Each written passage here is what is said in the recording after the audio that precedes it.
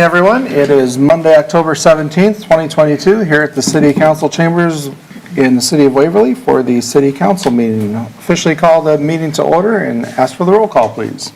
Beaufore. Here. Birgen. Here I am. Drenkow. Here. Kangas. Present. Meyers. Here. Rathe. Present. Schneider. Here. Thank you, and I see we've got Ms. Wilson who's joined us once again, so welcome back. Move into Section C, the Pledge of Allegiance, please. I pledge allegiance to the flag of the United States of America and to the republic for which it stands, one nation, under God, indivisible, with liberty and justice for all. Thank you, everyone. We'll move to Section D, approval of the agenda. I will move approval of the agenda as presented. Second. Motion by Birgen, second by Drenkow. Council discussion. Hearing none. All in favor, say aye. Aye. Opposed, the same sign. Motion carries. Section E is the approval of the minutes. Entertain a motion. I'll move approval of the minutes from September 26, 2022 study session and the minutes from the October 3rd, 2022 regular meeting. Second. Motion by Rathe, second by Birgen. Council discussion. Hearing none. All in favor, say aye. Aye. Opposed, the same sign. Motion carries. Section F is the public hearing. Item number 1, this is the date, time, and place for a public hearing to approve a lease agreement between the City of Waverly as Lessor and the Waverly Soccer Association as Lessee for the Waverly Soccer Complex and authorizing the mayor and city clerk to sign the agreement. Carla, have we received any written or oral comments? I have not, Your Honor. Thank you very much. Any public comments from anybody that's joined us this evening? You're more than welcome to step to the podium, state your name and where you live. See nobody rise to the podium, we'll go ahead and close the public hearing and entertain a motion. I'll move to approve Resolution 22-135, accepting the transfer of title from the Waverly Shell Rock Soccer Association for the property comprising the Waverly Soccer Complex to the City of Waverly and approving a lease agreement between the City of Waverly as lessor and Waverly Shell Rock Soccer Association as lessee for the Waverly Soccer Complex and authorizing the mayor and city clerk to sign the lease agreement. Second. Motion by Schneider, second by Meyers. Council discussion.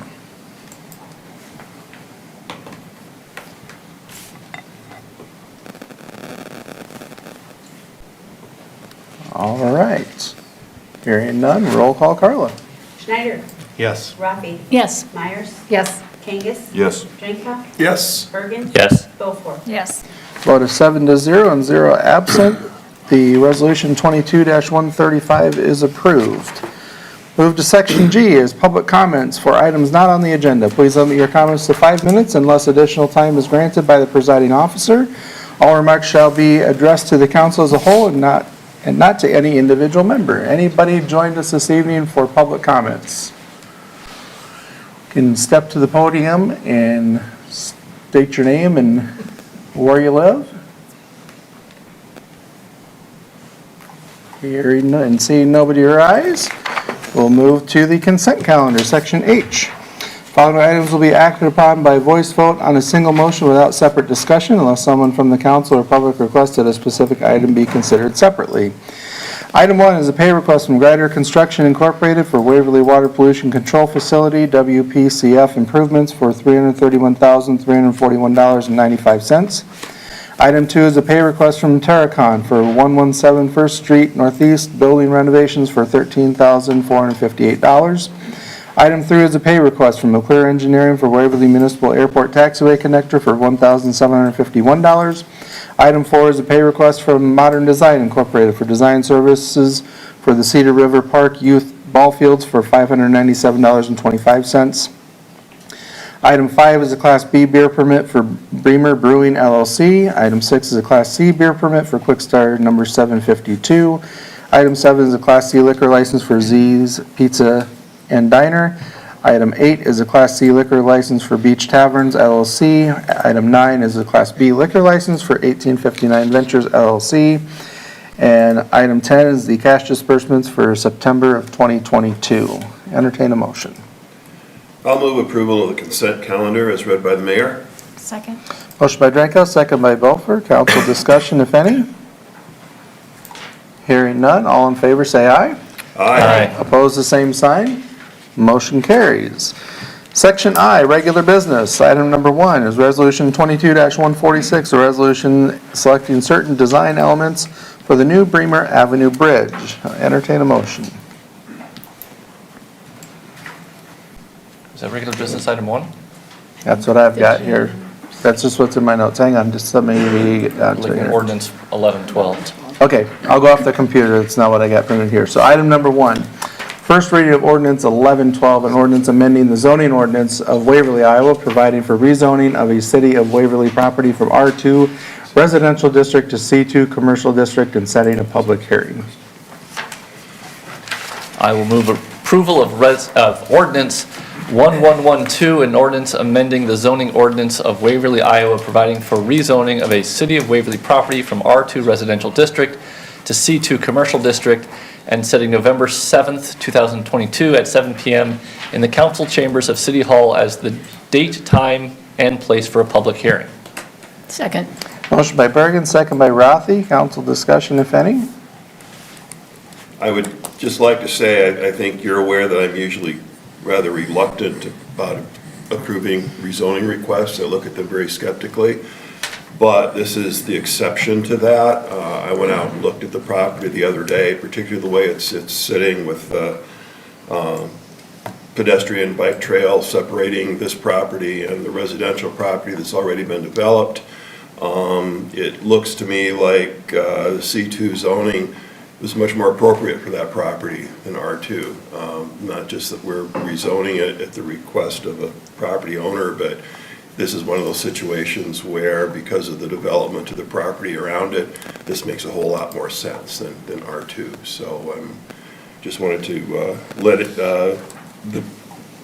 my colleagues here on the council and the people who are listening, that I support this rezoning request. It looks like planning and zoning unanimously supported it too, so. I suppose my only question is, I'm wondering what the future plans are regarding the extension of Monahan Drive, which is the road along the southern edge of the property. It looks like any commercial traffic coming out of there would go directly onto Bremer Avenue.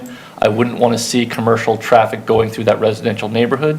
But again, I don't see that as a problem, because I think, why would they go out through Monahan if they can go straight out to Bremer Avenue? But I would kind of like to know what the intention is if they're going to extend Monahan Drive out along the southern edge of that property. So that property is owned by Wells Hollow Landscaping, but the rest of it is owned by a developer group, and I think Matt's one of those members. So at some point, I assume that could get developed and that could get connected. I mean, I would assume that Monahan would kind of continue west and then connect up with that Pine Street coming down. I think that would be the logical future plan. I just want to make, I get nervous when someone decides to build a house right in the middle of where we're planning to put a road. And that's why we didn't, we just extended the C2 down to the north side of that potential road. Sure. And it's already being used for his business purposes, so. Yeah. Right. I can speak to the traffic there. Very rarely do I see any of that particular business's traffic going up Monahan to 39th or Grand there, unless they have work to do, that it's most conceivable and wise to go that route. So I think to Brian's point, it's not really an issue. Anything further? Roll call, Carla. Myers? Yes. Kangas? Yes. Drenkow? Yes. Birgen? Yes. Beaufore? Yes. Schneider? Yes. Rathe? Yes. Vote is 7-0 and 0 absent. The first reading of ordinance 1112 is approved. Moves us to resolution 22-146, a resolution selecting certain design elements for the new Bremer Avenue Bridge. Entertain a motion.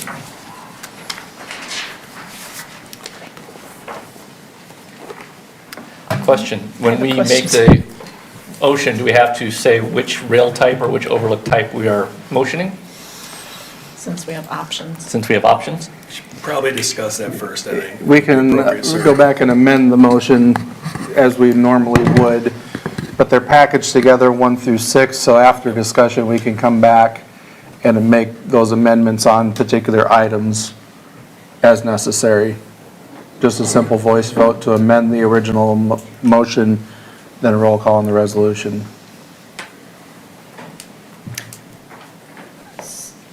So if we're going to move approval of it, should we pick one and then we could change it, or just read the options? Because there's 2 on the first 2. I can't encourage you one way or the other, but you may just pick one I'm just out of wondering simplicity. procedurally. Or can we discuss it without? Well, I Do we think- have to move it in order to You have discuss to it? move it in order to discuss it. And, Okay. I mean, All right. if we pick the wrong one or pick 2. We could amend We'll it. have to amend it in any case, Okay. so. Be the first one to engage in conversation Okay. and say, I just I'll moved it to get it go out on a going. limb. Go for it. Okay. I move approval of Resolution 22-146, selecting the following decisions regarding the Bremer Avenue Bridge. Number 1, rail type, flow. Number 2, overlook shape, trapezoid. Number 3, barrier brick treatment, approve. Number 4, beam paint, approve. Number 5, dam lighting, approve. 6, street lighting, approve. Second. Motion by Rathe, second by Birgen. Now, council discussion, if anybody wants to kick it off. Or we I want guess I to, could tell you why I picked the options I picked, and it would be nice to hear from the people, but we'd talked about this at a previous meeting, and I selected the flow because it fits with it's consistent with our city logo, and then I picked the trapezoid because it was less expensive, basically. But I'd like to hear from our guests, I guess. I'll make a comment. absolutely. I actually like the picket better because when I saw flow, while I like the design in that, I think of Bremer Avenue and I picture all the cobwebs and the cleaning and just think of things like that, like, okay, are those pieces more apt to break? I know they're very sturdy, but some of those little short ones, just some of the sturdiness of that design. Well, I did notice that it's changed a bit, because the first time we looked at it, it had Just a single. the things going up that we were picturing empty beer cups being hung on, et cetera, but now it's closed, which would eliminate that. And unfortunately, when we first talked about this and council got consensus of it, we'd not really heard from the DOT, it's Nick Humphrey from the DOT, to hear what the public had said during those meetings or the consensus of what was discussed at the meetings. You just kind of went along what you were feeling at the time. So part of our logic in bringing this back was to truly get a lockdown version for DOT to start working forward on and to truly highlight a couple things that we really didn't talk about from even the initial flow. One had a arch outward.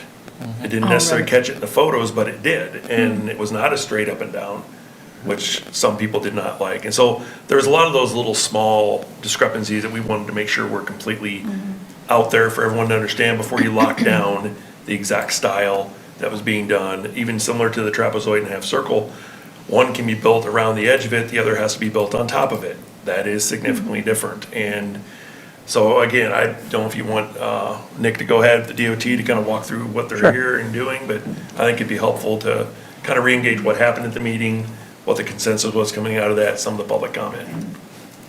Sure. So yeah, thanks for having me. So my name is Nick Humble. I'm the Assistant District Engineer out of District 2 in Mason City. Then with me tonight, I'll let you introduce yourself. Kimball Olson with the Bridges and Structures Bureau in Ames, Iowa DOT. So he'll be able to help answer all those fancy technical questions with the design and all that. So yeah, as James was saying, so we held the public information here a few weeks ago, a couple months ago now, I guess it is. Heard a lot of good comments, you know, on the bridge and our plan to change it, at least the opportunity to have a look to see what we really could do to enhance that. So we've kind of, in general, it was very supportive. We didn't hear any significant problems or concerns, which was good. You know, little minor things, kind of like the initial discussion you guys had tonight. So we kind of took that into consideration, as well as then the work session or the council meeting you guys had that kind of talked about it. I think, Rod, you were willing to share that information with me just to kind of give us a heads up as to where you guys were thinking and where you were at. We had a discussion again with city staff and James, Bill, and Mike to kind of start trying to fine tuning where we wanted to head with with the bridge design to kind of narrow down and throw out some of the options that we really didn't hear any positive comments on. So that's kind of where we're at tonight. We have updated information to show you or share, and just like to kind of give you a chance to discuss. We can talk through each of the options we're looking to consider. I think they were all listed in your resolution there, which is great. Maybe just to start out with the simple stuff that I didn't hear any sort of question or need to maybe revisit. But if there is something, go ahead and speak up. So the first one is the brick veneer enhancement to the barrier rail. I think that was pretty unanimous overall in support of that. So we are proposing that on this bridge. Another one that seemed to be very apparent that everyone liked was the outside bridge beam being painted. So just another little added look to the bridge. I'll hit kind of the ones that again appear to be kind of pretty straightforward. Bridge lighting, so that's basically just going to replace the lights that are out there today. I think it was identified that would be one that would want to be continued forward with, so we're showing that. We're showing four locations, kind of mid-span of the bridge there near each of the piers, and then there's going to be another set on each additional end.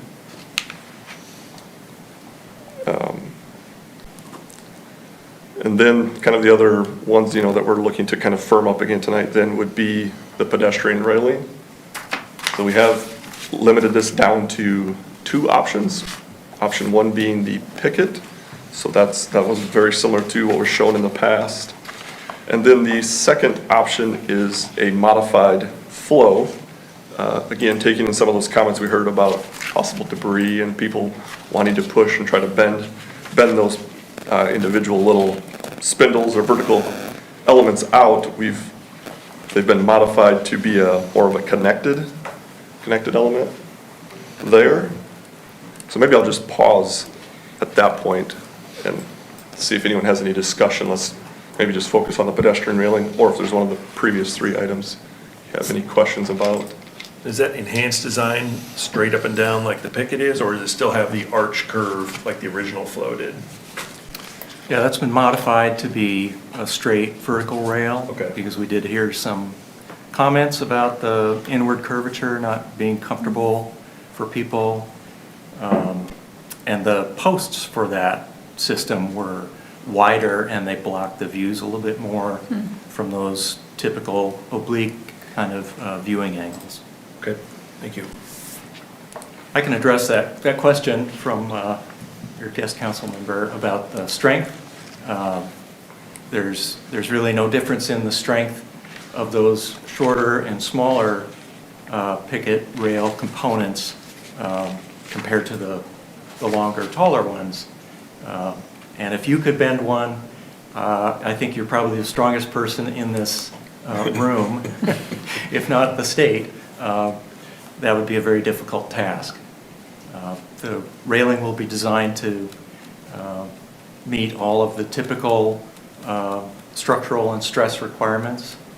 And we're proposing what's called a duplex coating system. So it'll be galvanized first and then powder coated over the top of that galvanization. So if somebody scratches through the paint with their keys, you still have a protective layer underneath to prevent corrosion and any weakening or diminishment of the strength of that rail. Is it a squared off? My concern in asking that is children. That's the height children are. And you know how kids can get pushing each other in that. I mean, that's another spot where they could easily poke a corner, have hurt, injure Yeah, I suppose themselves. it's possible somebody, being thrown into the rail could be injured. But there won't be any sharp corners. Okay. Corners are always ground off Okay. before galvanizing and painting because you need a rounded or chamfered edge there. You can't have a sharp edge. That won't take the galvanizing, won't take the paint. So we always want to see ground edges on all of those surfaces. But good question.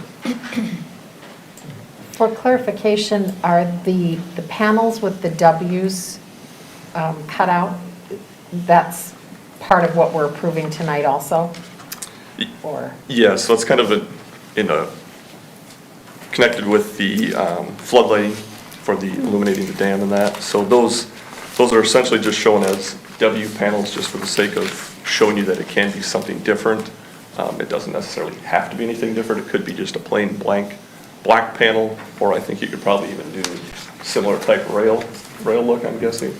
We could. The purpose there was to create an access panel for those floodlights. There would be a hinge and some sort of a locking mechanism that city staff would have keys for. We showed the W as a kind of a placeholder. If there are other ideas that would like to be expressed on a panel of that type, then we could entertain those. And it wouldn't have to be decided tonight. That could be something that could wait until later, because we're just at the very beginning stages of our final design process, and we wouldn't be detailing something like that for several months. Okay. Thank you.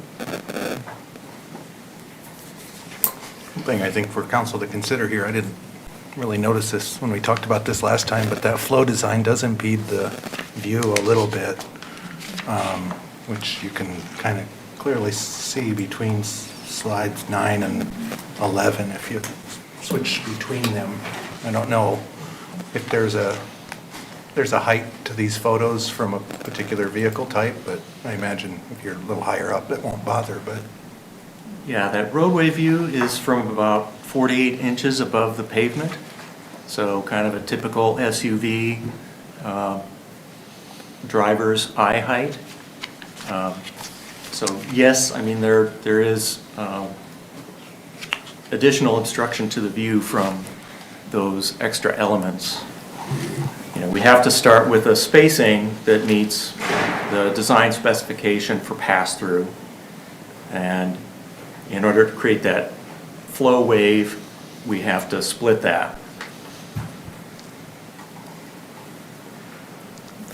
I know I said this before and I'll say it again, I like the flow because I think that matches what we've got with the shades of rhythm, amphitheater, and Coleman Park. I like just kind of I think it's a more interesting visually than the straight picket, so that's always been my preference.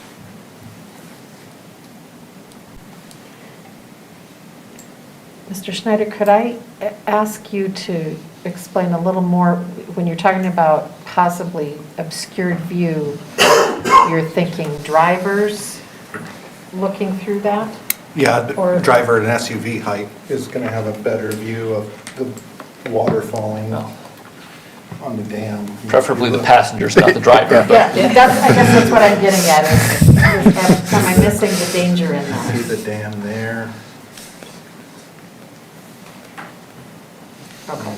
I guess I'm hoping Not drivers totally aren't blind. looking through the fence when they're going by. I guess that walking with my kids or my grandkids and them being little, they like to look too. So I do see some concerns, even though it might be rounded off, the square part might be rounded off, it's still there. Kids are gonna climb up and look, and they can even step up on those to get a little higher as well. So that is a concern of mine too. I do like the flow of it, like it does match, but the safety part of it, with the kids going across the bridge, and as much as we would like to think that we constantly have an eye on our kids or grandkids, you just never know. Somebody just 2 seconds get distracted and the kid gets their little feet up on there and uses it, and that's a concern, I guess, of mine too. So, and it, like Mr. Schneider said, the view of those, not just people that are passing. I love to look at the water as I'm passing by, not necessarily when I'm driving. But yeah, you can't see it, to me, you can't really see it as well with the extra metal that's in the way.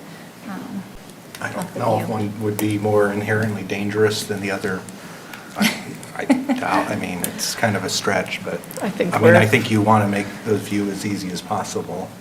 I'll ask this question of the DOT. So obviously, you know, whichever rail design doesn't have an immediate impact to the taxpayers of Waverly. But I'm guessing that because there's more materials that goes into one than another, there is a cost that the DOT at the state level, back to the taxpayers or road use tax or whatever, is going to incur. So having that in the back of my mind is a conscious budget consideration as well. Do these cost you the same amount of money between the two panels? I think your sense is correct. More material is going to cost us more, and especially now with raw materials being more expensive than they have been for many years, the extra elements in the design do equate to additional cost. It was a cost that we as the DOT are willing to incur if that design is favored locally, because that's our obligation to you as local stakeholders. This is your backyard. We want to give you a design that you're happy with, that respects the scenic, the historic, the environmental context in which it sits. That's our obligation in the use of federal funds. So what percentage of the total bridge project, how much would it increase by having that design? Oh, I just, mean, what are we talking? we're talking like less than 1%. I would hope. Yeah, a fraction of 1%. Yeah, okay. Yeah, I think, you know, people, of course, if people are climbing on a bridge, they have the potential to fall off. They could also fall in the river, walking around the corner where there is no fence, right, through Coleman Park. So Yeah. I think, you know, a child could hoist themselves up on either design if they were so inclined, right? And I think as far as driving, one nice thing about the flow is that it is an undulating pattern, and so unless you're sitting still in your car looking out at the highest point of the arc, I think people can see. Most of the people now, you know, you can see above and see the dam, but I don't know. I still like the flow design because I think it's more interesting. It fits with all of our other design elements in town. And if it doesn't cost us as a city more, I would favor that. I do appreciate the DOT taking our feedback, though, and especially from the first meeting, and narrowing down the choices. That was really considerate. Sure. Another factor in terms of safety to consider it is that I believe the current rail on the existing bridge is 42 inches above the walkway surface. This rail is 48 inches tall to meet the DOT's current standard for bicyclists.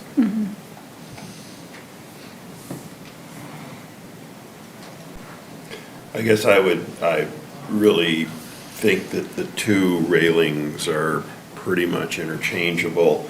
I guess I would prefer the picket one. I think it's more traditional. It's what we currently have. I think people are going to feel a little bit more comfortable seeing that continuity of design between what we currently have on the bridge and what the new bridge would have. I'm going to voice a counterpoint to that. Please do. I think that people would welcome a change. Just to have something that appears updated and new. Obviously, it's important to have it be in keeping with the style of our community, but I think an argument can be made for, if we're doing something new, let's have it look new. And I also think in terms of drawing people to our community, both those who come as visitors and those who may be prospective residents, I think largely we're looking at younger generations when we're thinking of trying to bring people into the community, and I think the flow would be more appealing to them.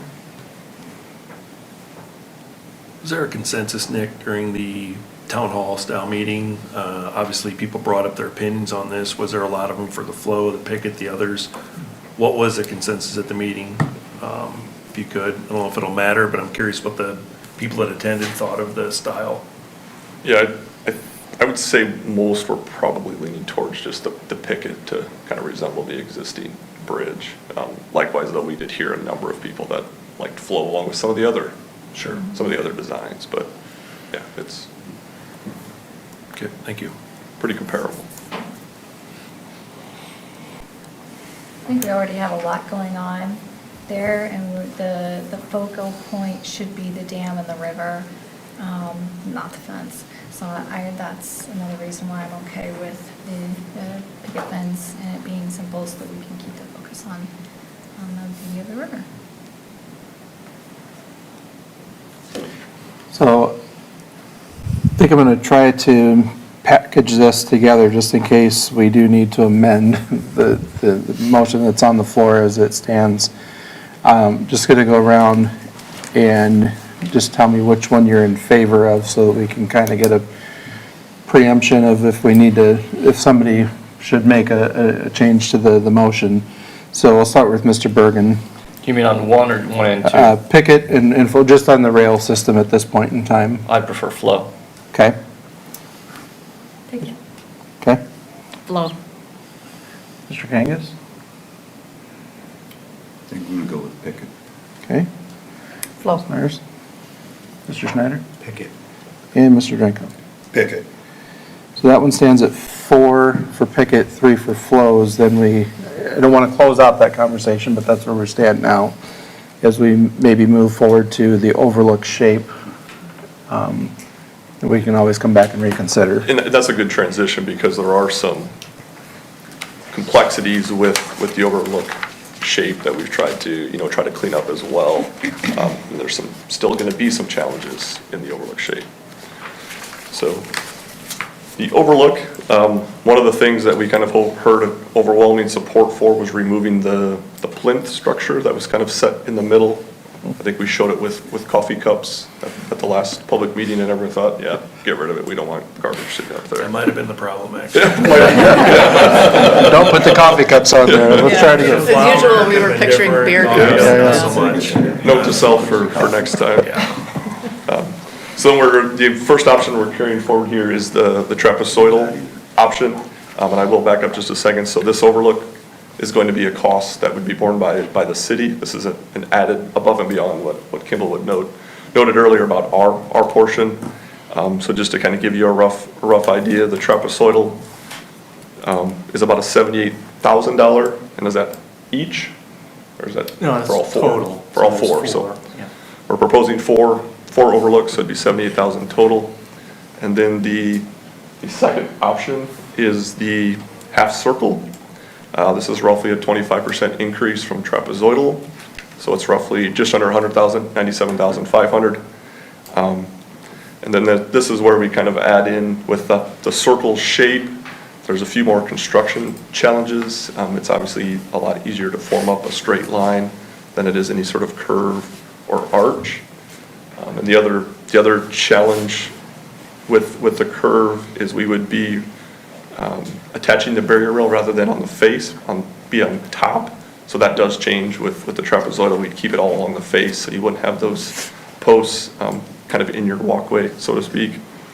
And then in general, with just the curvature of the railing and everything, that's probably going to add some increased cost to our pedestrian rail design that we just kind of talked about. Anything I missed there, Kimball, with No, between the two? I can expand on the cost differential a little bit. If you look at the trapezoid, like Nick said, it's all straight sides, much easier to locate those points for a contractor to construct, and then to match that geometry with the metal railing, also easier than the half circle. The half circle, because of that difficulty in matching the railing curvature and post positions to what the concrete, how the concrete gets formed, and the potential for error between those two, we've We've taken the mounting to the top of that. What that means is that overlook has to get a little bit larger. And even with that, getting larger to be able to seat the rail on top, it has less surface area available for pedestrians. The trapezoid, I think, sits about 112 square feet. The half circle is down to about 102 square feet. So it loses a little bit of surface area because of that, the difficulties associated with side mounting that railing. So there's a little more material there that can't be accessed by the user.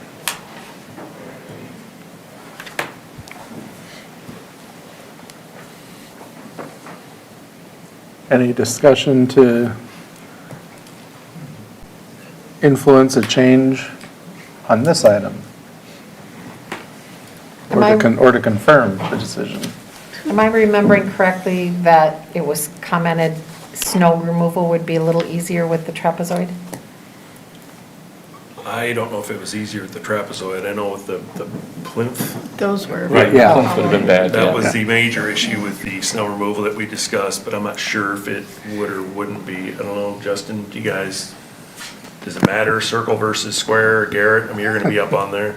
Yeah, I was gonna say, it's, honestly, just looking at it, it seems like the trapezoid would be easier for snow removal as opposed to trying to get any of our equipment in close to Suppose that turn, any of the half circle. I suppose so.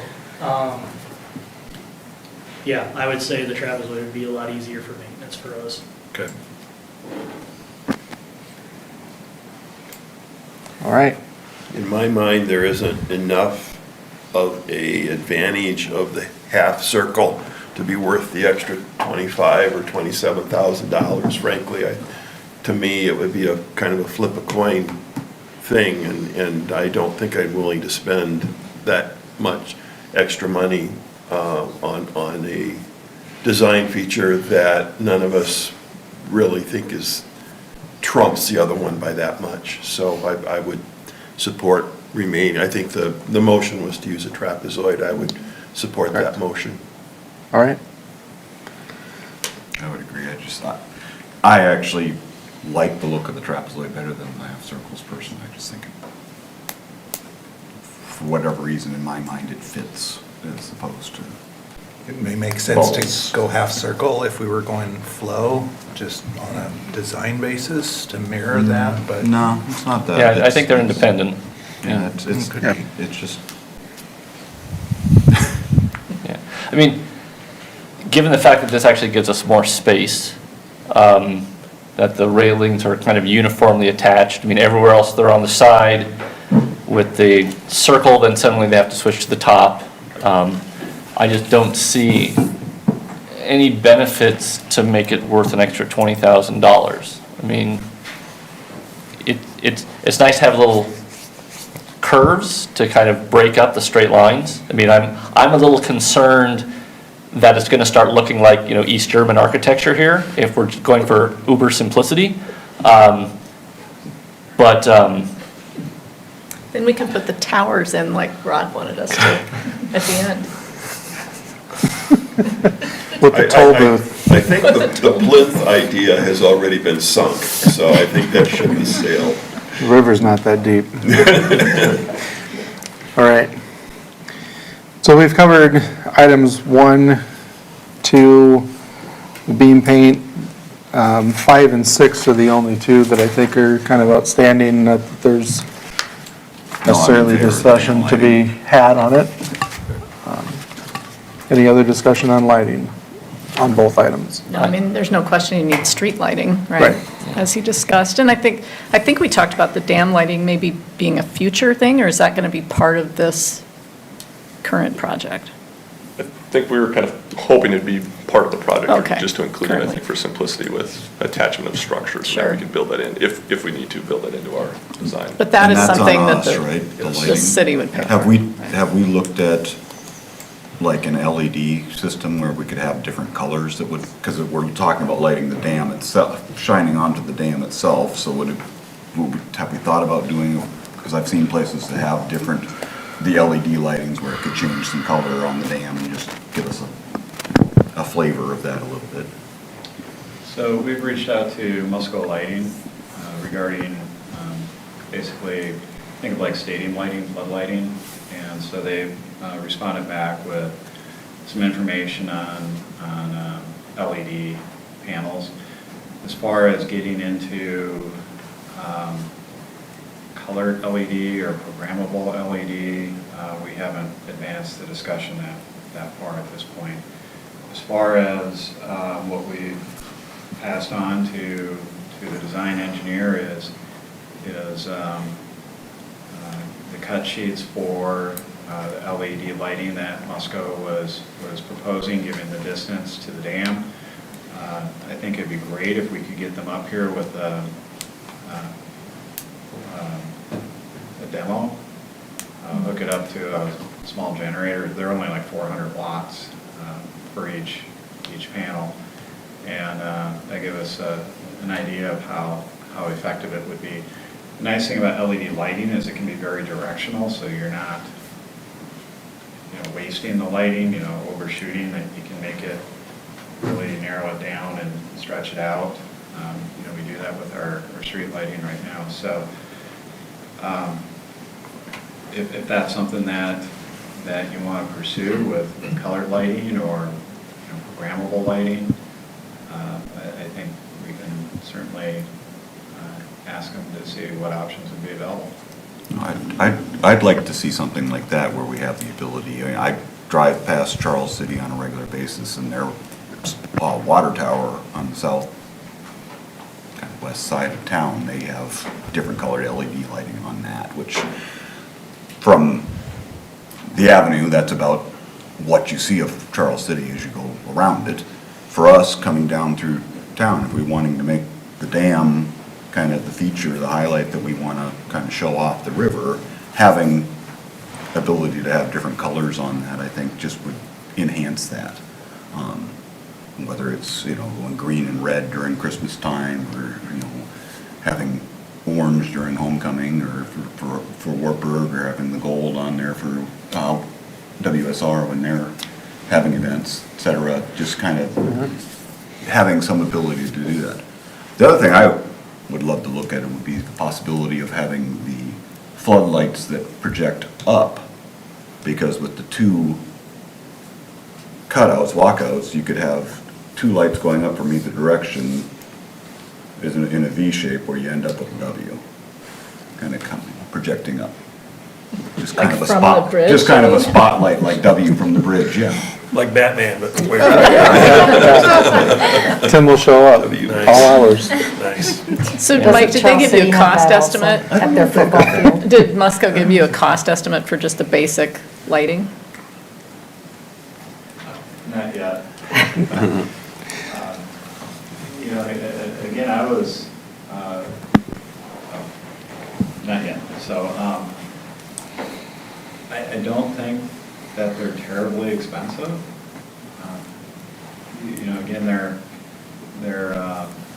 not that large, they're not that heavy. I'm thinking that these panels were only like 20 pounds a piece. I mean, either 20 pounds or 40 pounds, which to me seemed like that's pretty lightweight. So they would hang below those removable panels, the hinged panels? Yeah, and they're actually kind of directional, so you can fine tune the angle on them. And that's one of the reasons why we wanted kind of a panel there that you can lock, so that you wouldn't have any mischief taking place, hopefully. Right. I mean, I'm kind of under the impression that these are the sorts of things that are inexpensive if we do it when we're building the bridge, and very expensive if we do it after. I think retrofitting would be difficult. Yeah, the conduit and the electricity, we're going to have the street lights there anyway, and so it's just a matter of making sure the conduit is sized properly and located properly to be able to also serve the floodlights. Yeah, I mean, I would very much support the idea of being able to get these sort of colored LEDs in there. Again, I'd like to know what the added cost is before we commit to it, but I don't think it would be that much, and would give it a lot of flexibility. It would be something to make the bridge a little less utilitarian. So I suppose that's kind of my concern, is I feel like this bridge is becoming very, boring. I, just the other night was driving, Green Hill and University, and they have a beautiful, bridge, and it's lit up, with LED lights on the bridge. And it was just, I was like, wow, I drive that every single day, and it's never dark, so I don't get to see it. And it just happened to be on, and I was like, oh my gosh, that is so beautiful, and amazing. Like, I wish I could drive, you know, in the dark around here all the time. This is great. It really did make a difference. So I am not opposed to lighting for the bridge, for the dam, and how much it can do for people walking and enjoying Waverly. Before we move on and take a vote, I'd like to back up just a little bit here to the brick treatment on the barriers. I know we've had quite a bit of discussion when we were initially talking about this, about the durability of the brick, and that's probably the one comment that I heard the most is that, oh, the bricks will get hit by a snowplow or you know, car will sideswipe it and they'll pop off, and we have all of these missing bricks. And could you just comment a little bit about how durable these bricks are and how difficult it would be to replace them or repair them if something like that happened? Yeah, good question, Rod. First thing I would say is I've done a lot of work on bridges that have this sort of separation barrier between the roadway and the pedestrian way. And when bridges, like, I've often had to look at the accident history of those bridges to determine the performance characteristics of those barriers. What we've found is that bridges in low-speed areas on roadways that are straight with no curvature and no immediate intersections, those rails hardly ever get hit. So there's that to consider. But more to the point, the bricks are real bricks, and they're very shallow. They're a nominal 5/8 inch thick. They're embedded on 5 sides with concrete. So there's no place for them to go. There's no cavity behind that can be broken into by a vehicle impact. So they're essentially part of that concrete surface at that point. They're so constrained by that material that there's no place for them to go. They also have a highly textured or dovetail type of pattern on the backside that has depth to it, and that's what's engaged by the fine matrix of the concrete. So they're locked in place. They're, for all intents and purposes, permanent. That being said, if you had an impact that broke out a brick, you can chip out the brick, make a new kind of cavity, and epoxy in a new brick to match precisely what's been removed. We have to oftentimes accommodate ties through the forms that stabilize the forms while the concrete is still wet and moving. There have to be actually physical ties through, and those spaces have to be left blank. So a piece of foam is put in where those bricks go, and after the forms are stripped off, the concrete's hard,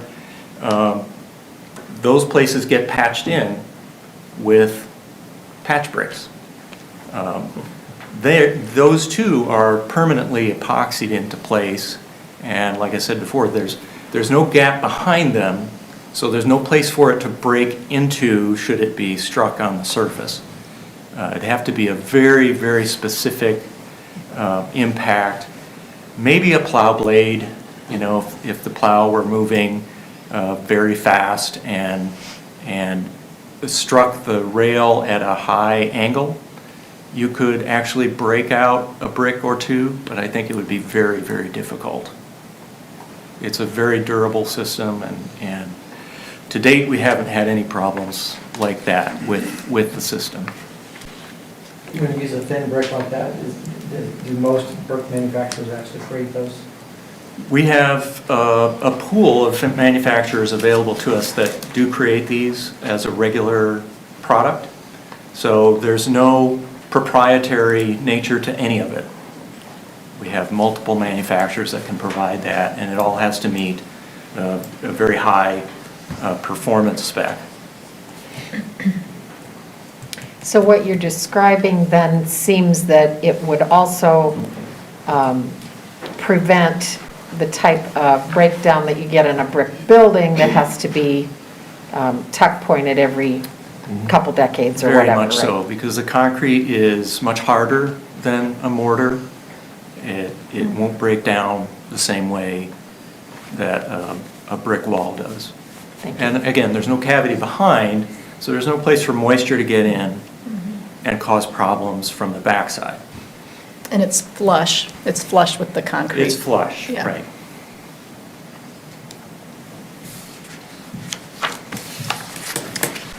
All right. Any changes proposed through a motion? Well, I will move to amend Resolution 22-146 and substitute picket for flow under the rail type. Second? Motion by Drenkow, second by Beaufore. Council discussion on the amendment, the only change being from flow to picket on the rail type. Yeah, I was originally in favor of the flow. I like the idea of kind of keeping that image or visual with it, but I just think there are enough questions about some of the safety things that have been brought up. And I'm not as concerned about the visual, but I am concerned about necessarily the climb or somebody falling into it or something like that. So there's some concern there. Okay. And out of consideration, so we're not just playing who can shout the loudest, I'll ask Carla to just conduct a roll call vote on this one. Excuse me. Okay. Birgen? No. Beaufore? Yes. Rathe? No. Kangas? Yes. Meyers? No. Schneider? Yes. And Drenkow? Yes. 4-3 with 0 absent. The amendment to picket, trapezoid, and approve on the following 4 has been made. Any further council discussion before roll call vote on the amended motion? I just want to thank the people from the DOT, the 2 gentlemen that are here tonight, and other people that have been on phone calls with us, and all the work that they've put in on this, and I really appreciate their flexibility and their input and their willingness to work with us, and that's really impressive. So it's a great compliment to public servants such as your engineering departments. So thank you very much for the work you put in on this.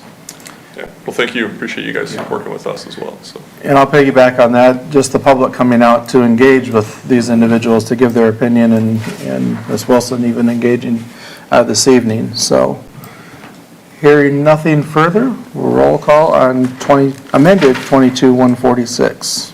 Carla? Rathe? Yes. Myers? Yes. Kangas? Yes. Drenkow? Yes. Birgen? Yes. Beaufore? Yes. Schneider? Yes. Vote of 7-0, amended resolution 22-146 is approved. Thank you, gentlemen. Thank you. Thank you.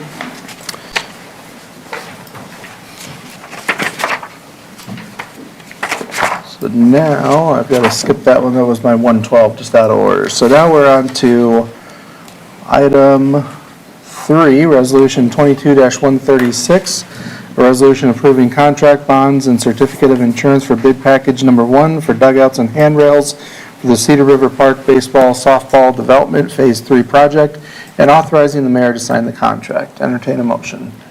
I will move approval of Resolution 22-136, approving contract bonds and certificate of insurance from Cardinal Construction of Waterloo, Iowa, in the amount of $257,300 for bid package number 1 for dugouts and handrails for the Cedar River Park baseball softball development Phase 3 project, and authorizing the mayor to sign the contract. Second. Motion by Drenkow, second by Birgen. Council discussion? If any? Hearing none, roll call, Carla. Kangas. Yes. Drenkow. Yes. Bergen. Yes. Beaufore. Yes. Schneider. Yes. Rathe. Yes. Meyers. Yes. Vote is 7-0. Resolution 22-136 is approved. Item 4 is Resolution 22-137, a resolution approving contract bonds and certificate of insurance for bid package number 2 for the maintenance building and alternate number 1 for pre-finished wood siding for the Cedar River Park baseball softball development Phase 3 project, and authorizing the mayor to sign the contract. Entertain a motion. I'll move approval of Resolution 22-137, approving contract bonds and certificate of insurance from Stege Construction of Waverly, Iowa, in the amount of $186,700 for bid package number 2 for the maintenance building, in the amount of $179,500, and alternate number 1 for pre-finished wood siding in the amount of $7,200 for Cedar River Park baseball softball development Phase 3 project, and authorizing the mayor to sign the contract. Second. Motion by Meyers, second by Kangas. Council discussion? Any? Hearing none, roll call, Carla. Drenkow. Yes. Bergen. Yes. Beaufore. Yes. Schneider. Yes. Rathe. Yes. Meyers. Yes. Kangas. Yes. Vote is 7-0. Resolution 22-137 is approved. Brings us to item number 5. Resolution 22-138, a resolution approving contract bonds and certificate of insurance for bid package number 3 for press boxes, bid package number 4 for restrooms and concession stand, alternate number 1 for bid package number 3 for pre-finished wood siding, and alternate number 1 for bid package number 4 for pre-finished wood siding for the Cedar River Park baseball softball development Phase 3 project, and authorizing the mayor to sign the contract. Entertain a motion. I'll move approval of Resolution 22-138, approving contract bonds and certificate of insurance from Mott Construction of Sumner, Iowa, in the amount of $611,000 for bid package number 3 for press boxes in the amount of $240,000, bid package number 4 for restrooms and concession stand in the amount of $350,000, alternate number 1 for bid package number 3 for pre-finished wood siding in the amount of $14,000, and alternate number 1 for bid package number 4 for pre-finished wood siding in the amount of $7,000 for the Cedar River Park baseball softball development Phase 3 project, and authorizing the mayor to sign the contract. Second. Motion by Rathe, second by Birgen. Council discussion? Hearing none, roll call, Carla. Bergen. Yes. Beaufore. Yes. Schneider. Yes. Rathe. Yes. Meyers. Yes. Kangas. Yes. Drenkow. Yes. Vote is 7-0. Resolution 22-138 is approved. Item 6 is Resolution 22-139. A resolution approving the proposal from Primex of Plymouth, Minnesota for the relocation of the SCADA system to the Public Services Facility for switching the existing antennas to the fiber optic Ethernet, and Tetro Electric Incorporated for equipment and installation. Entertain a motion. I will move approval of Resolution 22-139, approving the proposal from Primex of Plymouth, Minnesota for the relocation of the SCADA system to the Public Services Facility for switching the existing antennas to the fiber optic Ethernet in the amount of $23,833, and Tetro Electric, Inc. for equipment and installation in the amount of $8,500, totaling $32,333. Second. Motion by Drenkow, second by Birgen. Council discussion? So can you clarify exactly what controls are being moved to the Public Services Center? It looked like we had wells. It looked like we had something with the water towers. Is it also including the inflatable dam? What we're actually updating is the PLC is in the water division. It's getting, that entire control panel is getting moved out to Public Services. Okay. But then in doing that, we have to put a panel into the dam room to monitor the dam controls. So basically, this is, all our wells or towers go through this PLC, and then it sends out basic controls when it turns on and off and all their alarms. So this system helps you monitor from a remote site the status of wells, et cetera. So it's mainly just for the water division. And what was the other thing you said, the PL? PLC. What's that? Programmable Logic Controller. Basically, yes, we can see the towers of the wells. It controls all our set points when it turns on, turns off, alarms, discharge pressures. But we can view it remotely, but we can also see it at our computers in the offices. Okay. Is there a redundancy needed with internet should go down if we move it to fiber? We're going to leave the antennas in place. Okay. The concern with the antennas is they're well-aged and they're working fine now, but if we ever have a problem, it's going to be hard to update them. So one of the concerns with the water building here next to the dam, we're talking about renovation, we're talking about getting someone, is those controls being in there. That this is kind of space that any tenant, this might get in their way. Are we removing that? Is that solving that problem? Correct. So we could theoretically knock down that building and we'd still have access to all the same controls? Correct. Okay.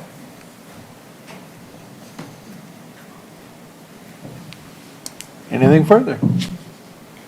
Hearing nothing, roll call Carla.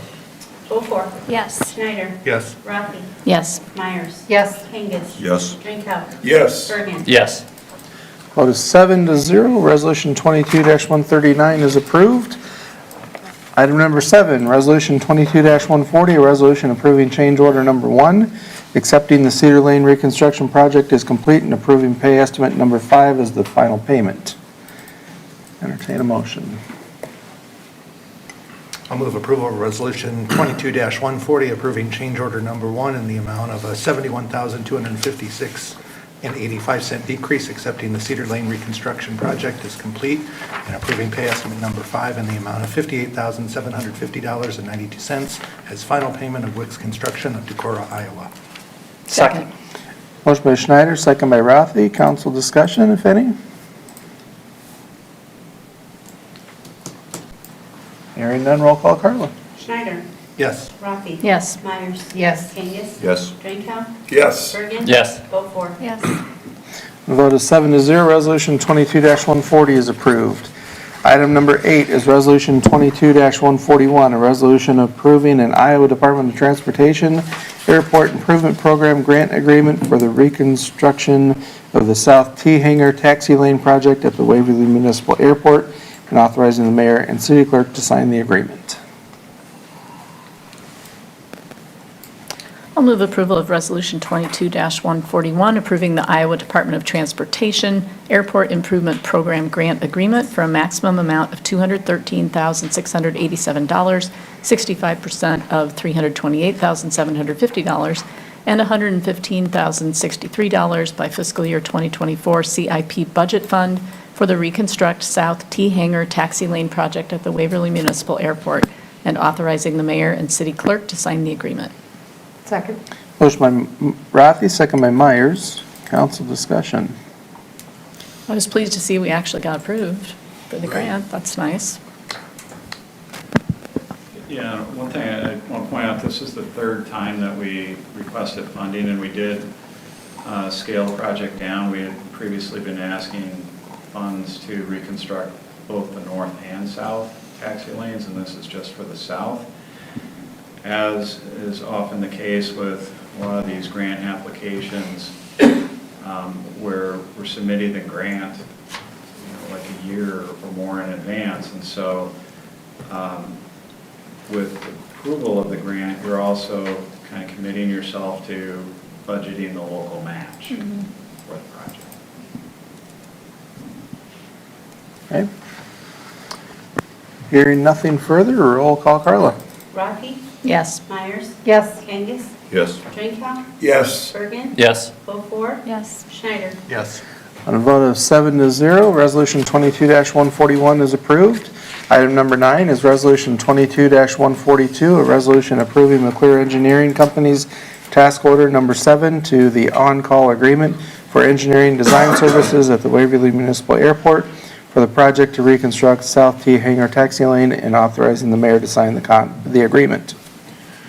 I will move approval of Resolution 22-142, approving McClure Engineering Company's task order number 7 to the on-call agreement for engineering design services at the Waverly Municipal Airport for the project to reconstruct South T Hangar Taxi Lane in the amount of $49,760 and authorizing the mayor to sign the agreement.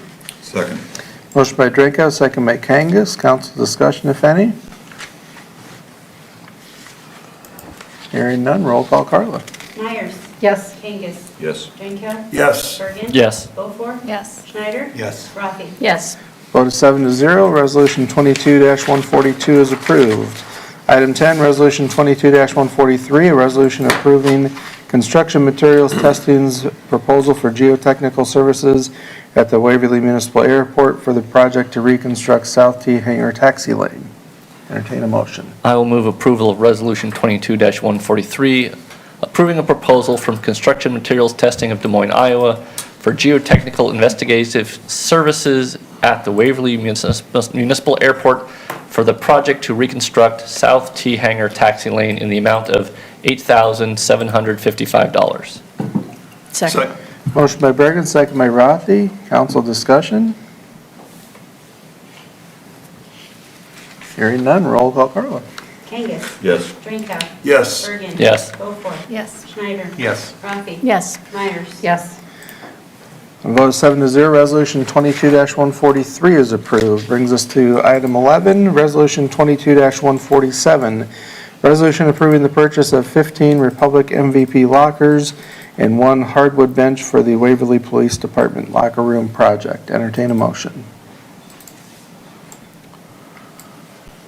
I'll move approval of Resolution 22-147, approving the purchase of 15 Republic MVP lockers and 1 hardwood bench for the Waverly Police Department locker room project from Meteor Education LLC in the amount of $26,756.52. Second.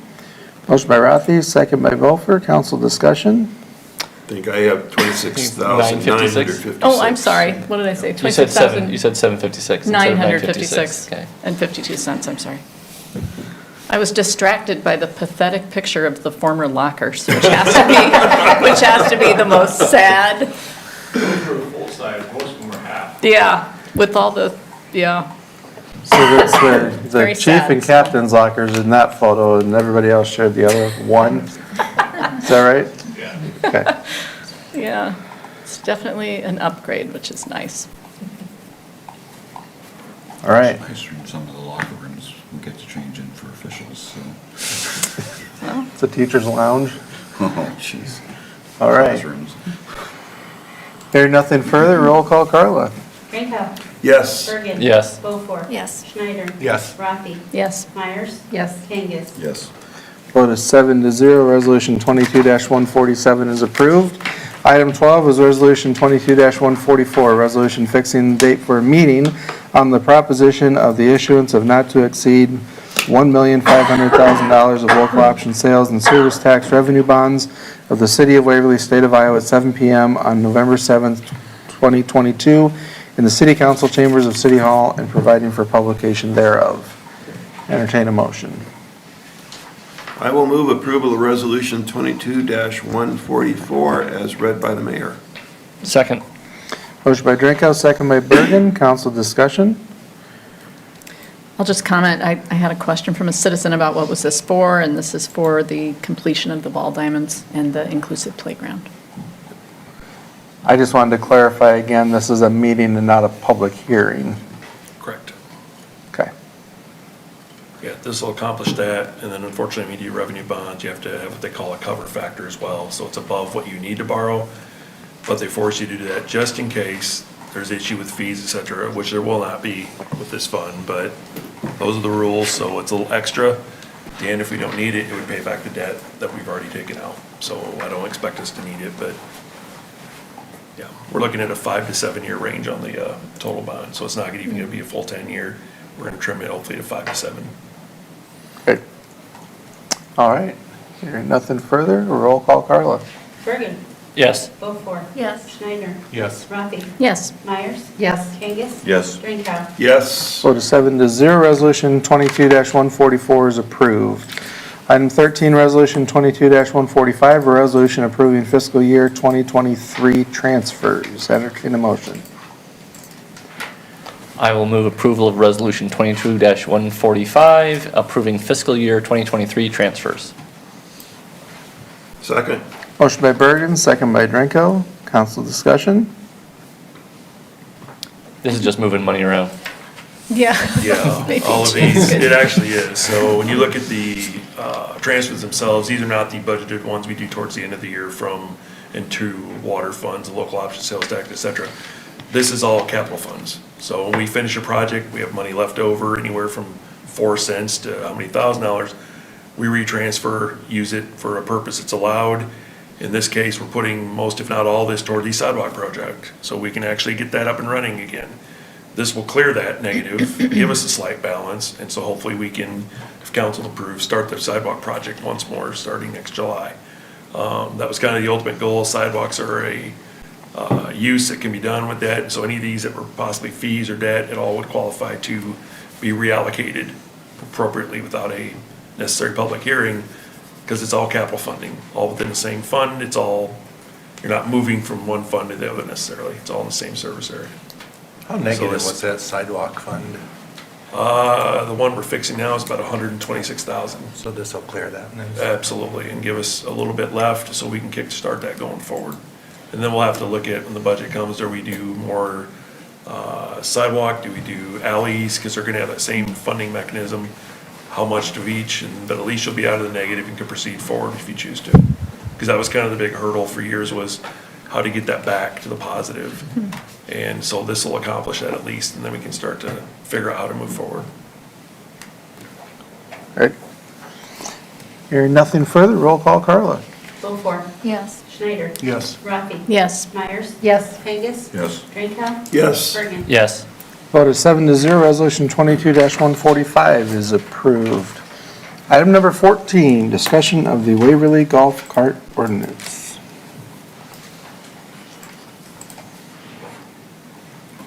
So there's no motion attached to this. Discussion.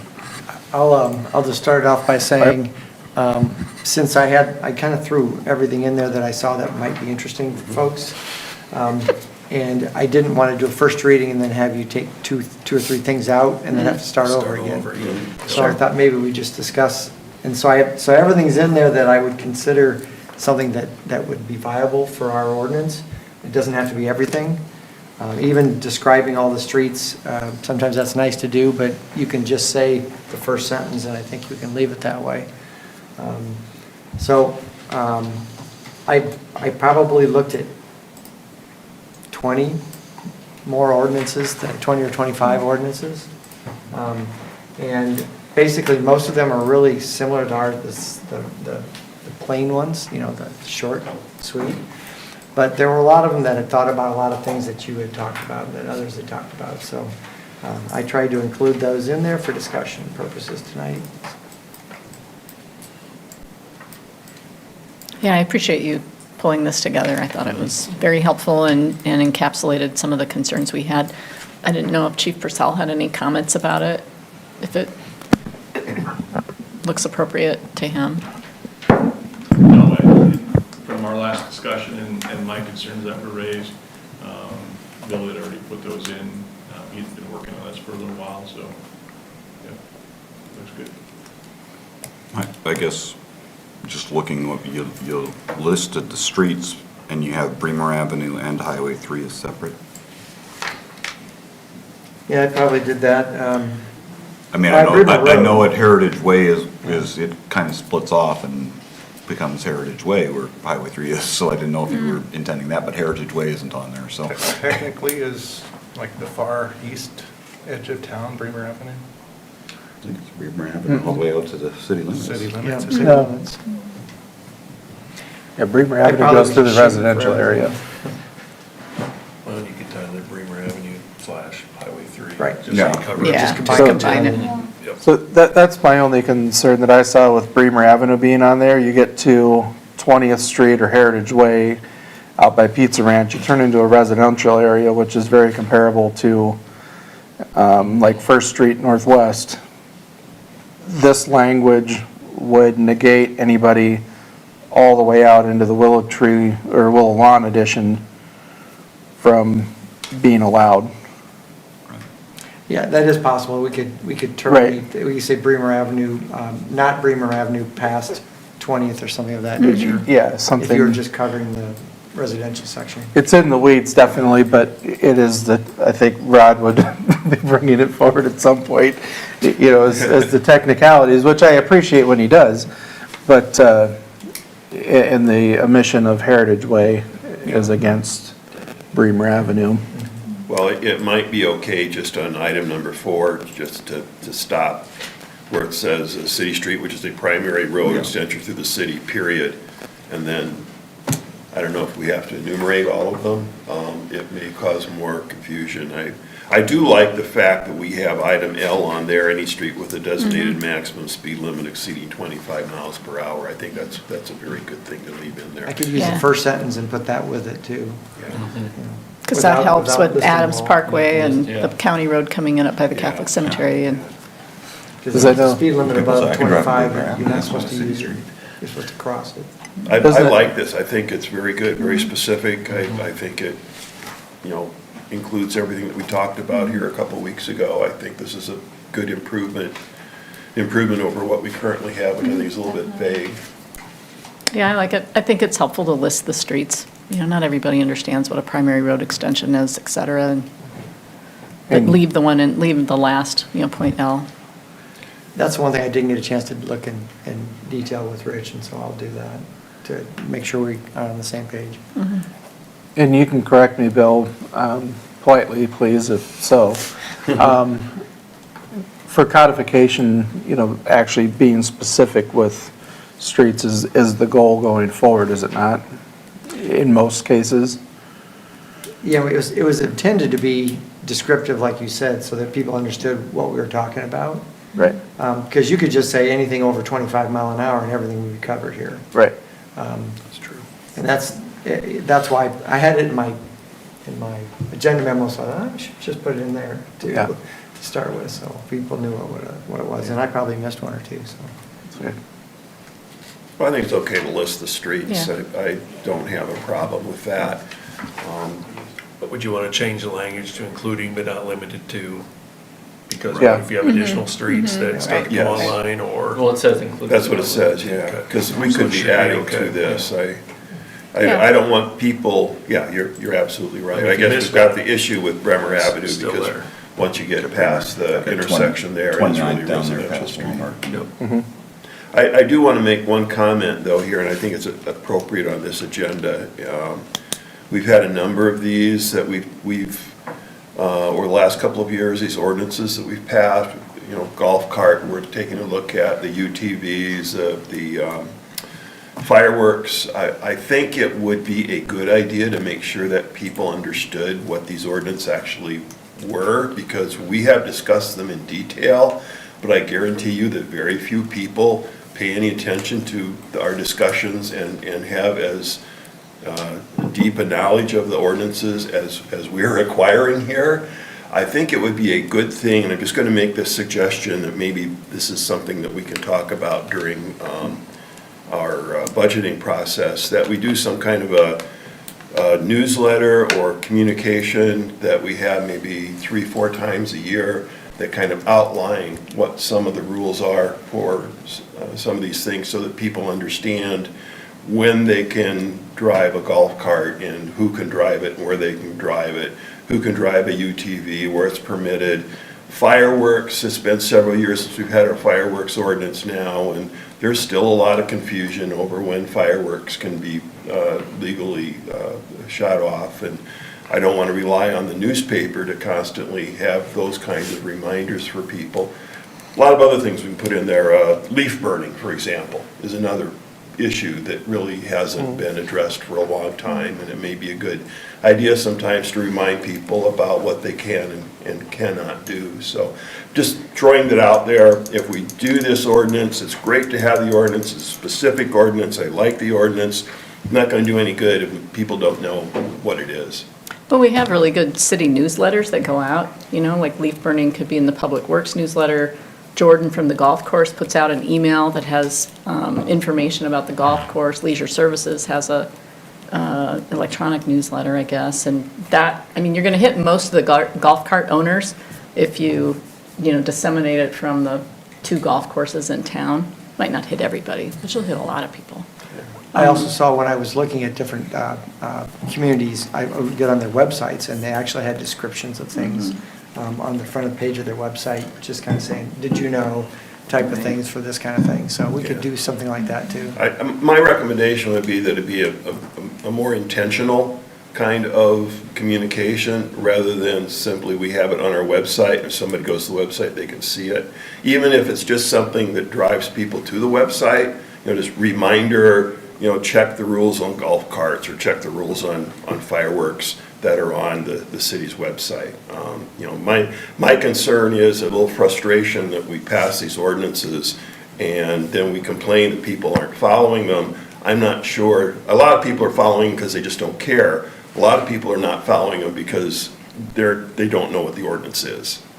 We could do them like a press release, and then they I don't know would pick it what- up in the paper really easily, and then Yeah. they also have a Facebook page, so you could do that. We don't need to necessarily talk about that tonight, but I think that I would, that makes a lot of sense to me, is to make sure that people know what these ordinances are and that they're reminded because, it's, I don't know how long it's been since we passed the leaf ordinance. I know it was before I was on council, so that's got to be 10, 15 years, and it's probably a good thing. A lot of people have moved to town in that period of time and aren't even aware of what that ordinance is, so.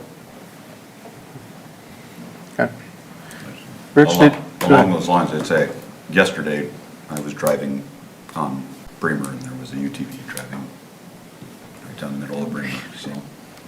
Okay. Rich, did you have something else? I saw you leaning forward to the mic. I'm good right now. All right. All right. Anything further for discussion this evening? Otherwise, I think we're on a good path. A little extra direction for Bill, and we'll see it on the future agenda. Section J is reports from boards and commissions. Item 1 is Bremer Waverly Law Enforcement Board minutes of September 12th, 2022. Item 2 is Leisure Services Commission minutes of August 22nd, 2022. Item 3 is the Historic Preservation Commission minutes of August 22nd, 2022. Item 4 is the monthly financial report of September of 2022. Item 5 is the Waverly Senior Center calendar for October of 2022, all received into record. Staff update, Mr. Bronner. I do have Garrett as a brief update tonight, sir. Perfect. MSA will be here on Wednesday night here in the Civic Center for another public open house. They were at Oktoberfest on Saturday and got some more feedback from the public, so they'll be here to discuss that a little bit with staff and with the other public that would like to come join. So that is from 6 to 8 here at the Civic Center. Coleman Park parking lot construction is now underway, so that north lot is closed probably for about the next 2 weeks. Should take them about a week to get it paved, and then we're going to keep people off for about another week to make sure it's all good.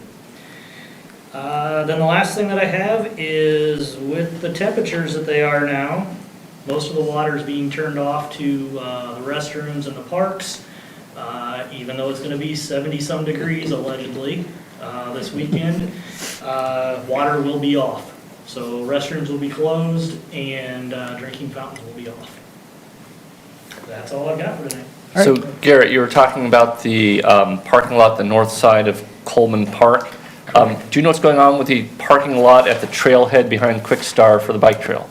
Yes, that's going to be asphalt when they're in doing the patching, and either Justin or Mike might have more information as to when they're actually going to be here. I believe it's going to be sometime this week, Monday next week. So then that's going to be part of that project. Okay.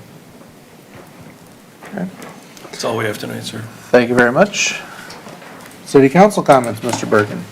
Let's see, I wanted to start off by congratulating everyone who was working on Oktoberfest. It was a great time. I know a lot of city council members were there, and I think we all enjoyed ourselves tremendously.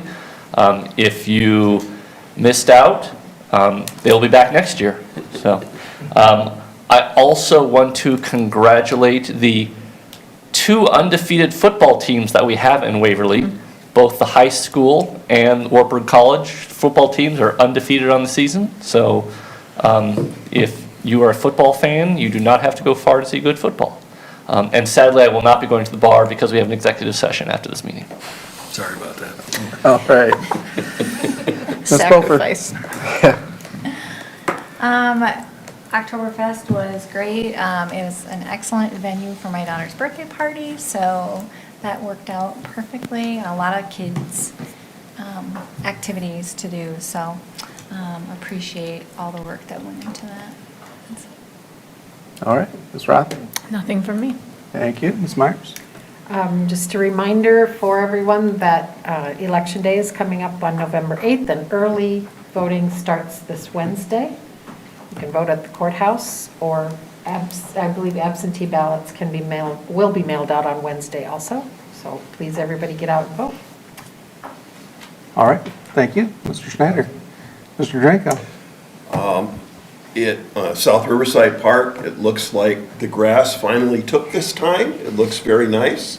So I'm going to be looking forward to that facility being open and available to the public next spring. Sounds great. That's good. Ms. Wilson. Well, thank you for this opportunity. It's been interesting to see things from the other side and just seeing the variety of subjects that you all have to make yourselves experts at, because the city citizens seems to think you are experts at everything. And I just appreciate the work that you've put in. Thank you very much. Will we see you next week? Yes. All right, all right. I was hoping that wasn't a parting speech. I know, it almost sounded like I know. a final speech. Yeah. Mr. Kangas. I'm good tonight. All right.